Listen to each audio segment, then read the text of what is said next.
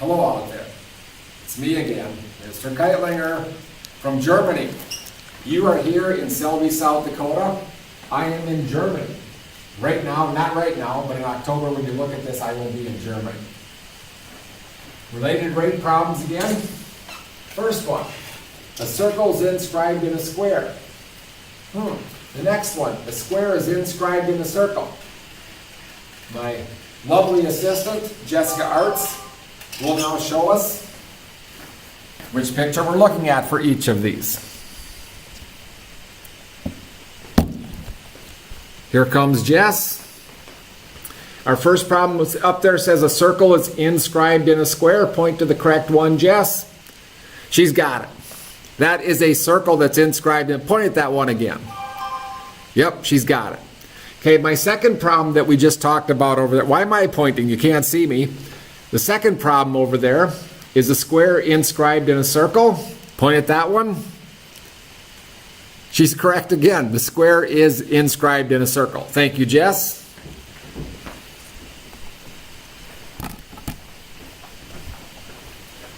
And back to our problems over here.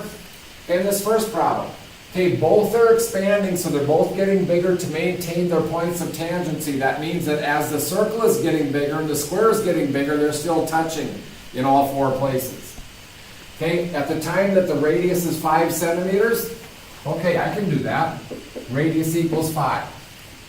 Okay, oh, the radius is increasing. You have to be fairly good in English here. The radius is increasing, the radius is changing. 11.2 centimeters per day. Do you see that? Centimeters per day. That's how the radius is changing. It's changing with respect to time. So that's dr dt. It's changing with respect to time because that's centimeters per day. And that's increasing, so that'll be a positive 11.2. Okay, now they're saying, how is the area between the square and the circle changing? Oh, the area between the square and the circle is changing. So it's going to be changing over time. So what I want to find is dA dt, and I like to use capital A to stand for my area. That's what we want to find on this problem. Okay, this one is a circle inscribed in a square. So we go back to here. Jessica told us that that's this one. The circle that's inscribed in a square, we need to label this. A circle has a radius. So let's guess where the center is. Okay, and I can draw a radius to right there. But that's not going to do me any good. That's a poor looking radius. How about if I make my radius right here? That's a much better radius. And I'll use a little imagination. Let's let R stand for radius. I'll get rid of that one that's worthless. Ben, you've seen me on my bicycle. Which of my spokes is longest, Ben? Answer that, huh, Ben? Come on, Ben. Tell us, Ben. Oh, yeah, they're the same. So if that's an R, let's draw another radius in there, and that's an R. How's that going to help us? Oh, there's an R plus another R, so doesn't that make that 2 R's? If that's 2 R's, then this has to be 2 R's for a side of the square. And if that's a square, this is also 2 R's up there, and we've got our picture completed. We labeled our picture. This one's going to be more difficult. This one's a pain in the butt. That one's easy. Okay, now, what did they say in the problem again? Jess, can you get that first problem again over there? How is the area between the square and the circle changing? The area between the square and the circle. If we go back to this, the area between the square and the circle. Is this in between the square and the circle? Nope. Is this in between the square and the circle? Nope. Is this in between the square and the circle? Yup. So what I want to find is this area right in here. I want to find out how that area is changing.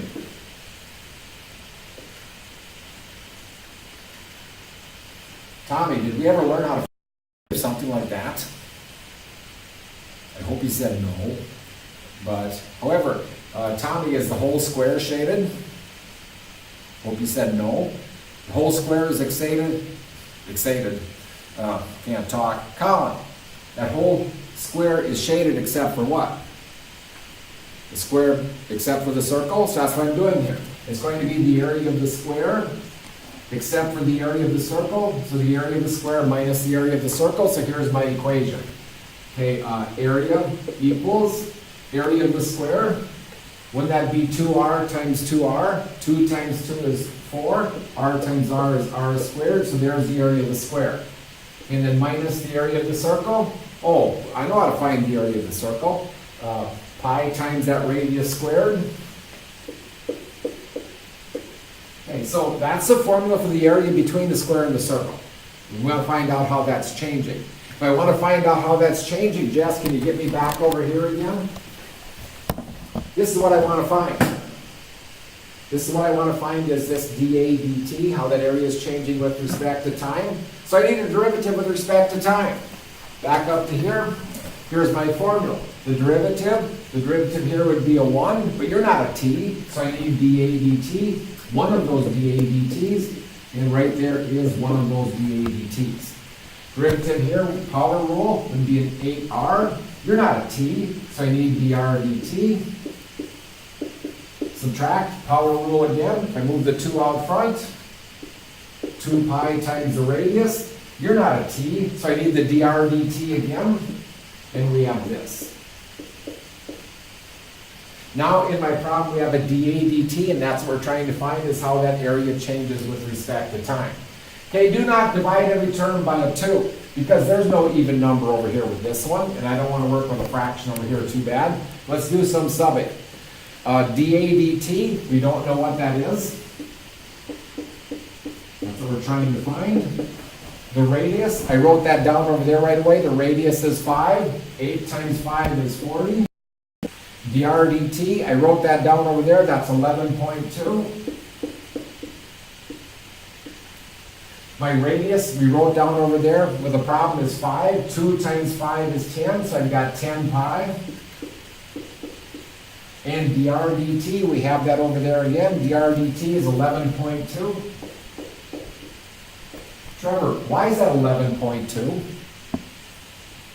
Yeah, because it said over there that the radius is increasing. Because the radius is increasing, that will be a positive 11.2. Calculator will do the rest of the work for you here. You should come up with dA dt equals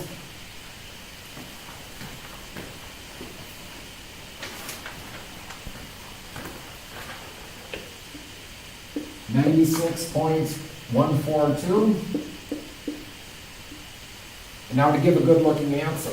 This is how my area is changing with respect to time. The label for area, if it's area in this problem, they were in centimeters, so that's going to be centimeters squared. We have a positive answer, so it's increasing 96.142. It's centimeters squared, and don't quit there. It's with respect to time, and my time on this problem was days. Okay, so there's how that area is changing. It's increasing 96.142 square centimeters per day. Area, so it's square centimeters. It's with respect to time, and my time in this problem, my label is days for this problem. That's a positive number, so that's how my area is changing. It's increasing that many square centimeters per day. That's our easier problem. One more problem here. I've got lots of problems. Lots and lots of problems. But we're just going to go over these two. You don't want to hear all my problems. He's got 99 problems, but calculus ain't one. Good answer, I think. Okay, you can go back to here again, Jess. They'll get that joke. A square is inscribed in a circle. Jess already pointed out what our picture would look like. Both are shrinking this time. On this last problem, they were expanding, but this time they're shrinking to maintain their points of tangency at the time that the radius is 5 feet. So once again, I'm going r equals 5. Okay, the area between the square and the circle, this time it's the area, is decreasing. That area is changing.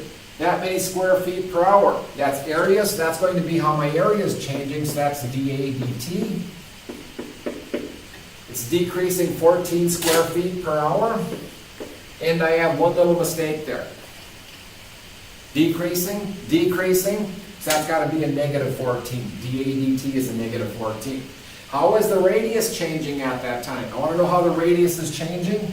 It's going to be changing over time. So what I want to find is dr dt. I always think it's a good idea to write these things down, because now I know what I don't know is dr dt. Okay. That part is the easy part so far. Now the hard part, labeling on this problem. I need to draw in a radius. If I draw this same radius I drew in the last problem, that's not a good place to draw it. So let me erase that out of there right away.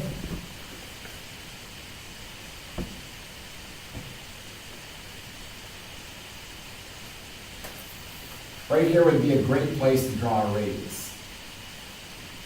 I'll label that R. Here's another radius. That would be an R.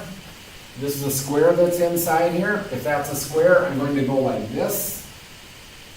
Don't know what this guy is, so I'll call him X. I don't know what that guy is, I'll call him X. Don't call him Y on this problem. If it's a square, they're both the same. So X and X for them. Now a little Pythagorean theorem. This leg squared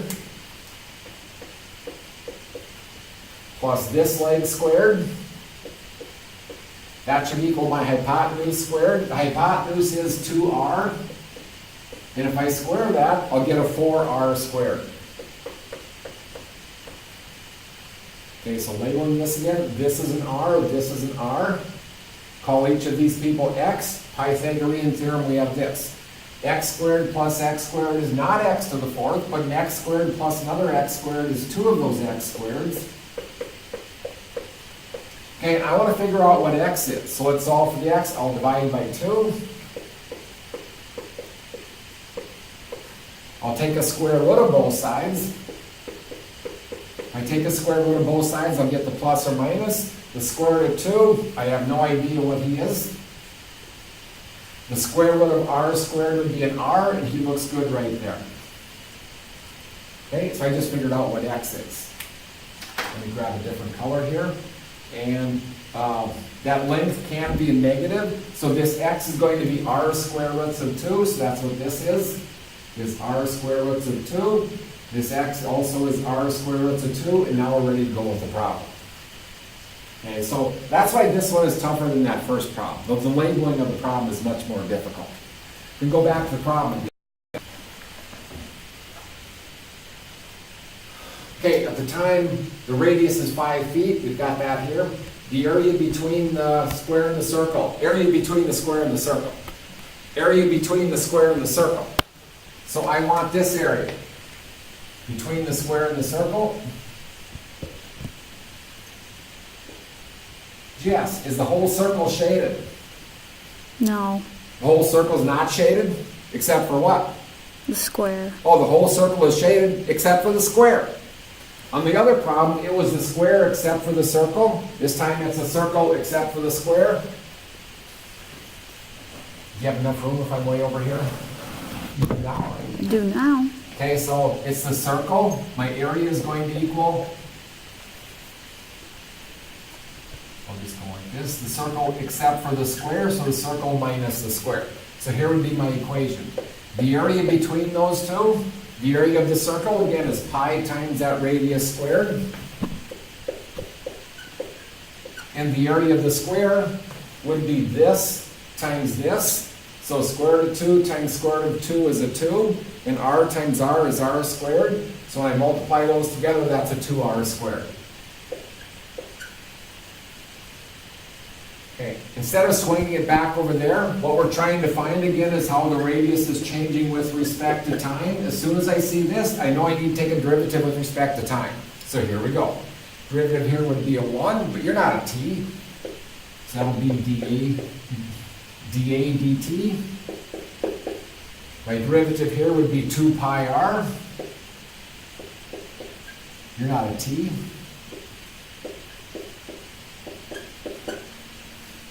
I always do that. My derivative here would be 4r. You're not a t, so I need the dr dt. Okay, now all we have to do is substitute by looking at our picture and by the information that I wrote over there. dA dt, they told us in the problem. Let's swing over here again, Jess. Over here. 5 feet. The area between the square and the circle is decreasing 14 square feet per hour. So that's dAdt, is negative 14. Our radius we have over there is 5 feet, so 2 times 5 would be a 10. dr dt, that's what we're trying to find. My radius over there is 5 feet, so 4 times 5 is 20, and dr dt we're trying to find.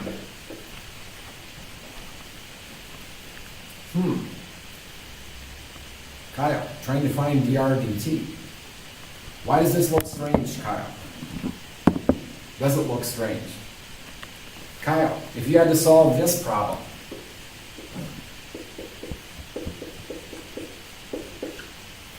what would you do? I don't know what he said. I don't know what he's going to say in October. I'm not a mind reader, but I'm hoping he's going 2x plus 3x is 5x, and then he can divide it by 5. Kyle, what if you had this problem?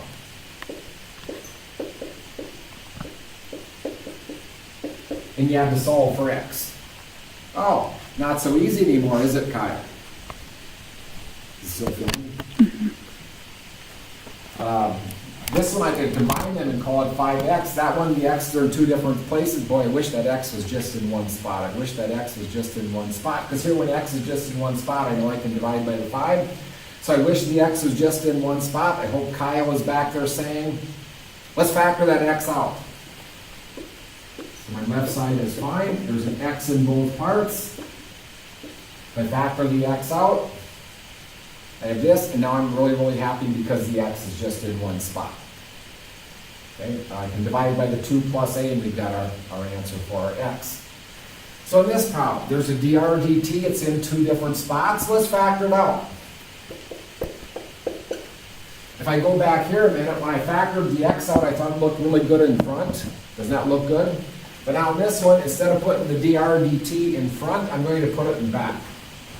So if I factor dr dt out, I think it looks better behind it. If I take that out of there, I've got 10 pi. If I take the dr dt out of there, if I factor that out of there, I have the minus 20. Okay, now it's a normal problem, whatever normal is. That one is 7th grade math, or 6th grade math, or 5th grade math. You would divide by 5. To get the dr dt alone, I have to divide by this guy. And now you have to be smarter than your graphing calculator. If you just punch in negative 14 divided by 10 pi minus 20, you're going to have trouble because your calculator will think you're just dividing by the 10. You have to divide by the quantity, 10 pi minus 20. So negative 14 divided by that, punch it out in your calculator.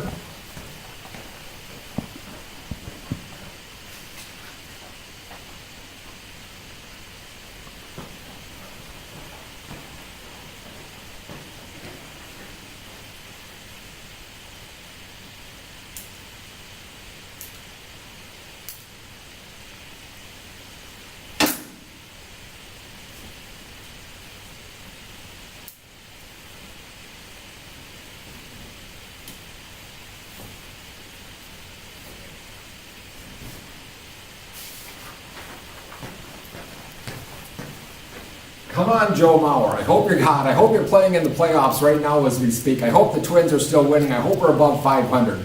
Boy, I'll be so mad if I'm in Germany and you guys are the Twins are in the World Series. Back to our problem. Okay, so if you punch this out, I hope you came up with a negative 1.226 for our dr dt. Now to give a good looking answer, that's a negative, so that means my radius is decreasing. So a final good looking answer is decreasing 1.226. Don't put decreasing in negative. The negative tells us that that radius is decreasing. My label for the radius is centimeters. And that's how my radius is changing with respect to time. So my time on this problem is per day. Yep, there I've got my labels. There's a final good looking answer. This problem is more difficult than the first one, but we can do it. You can do it.